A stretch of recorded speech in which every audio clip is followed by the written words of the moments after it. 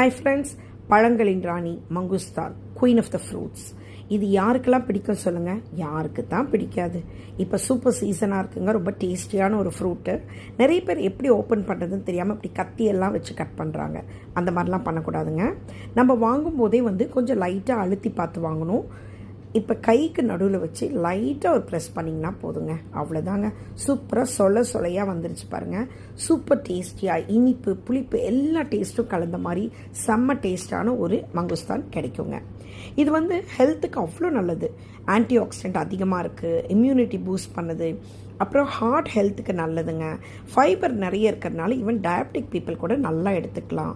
Skin நல்ல glowness கொடுக்கும் சொல்கிறாங்க. அதே மாதிரி சில கேன்சர் கூட ப்ரிவெண்ட் ஆகுதுன்னு சொல்கிறாங்க.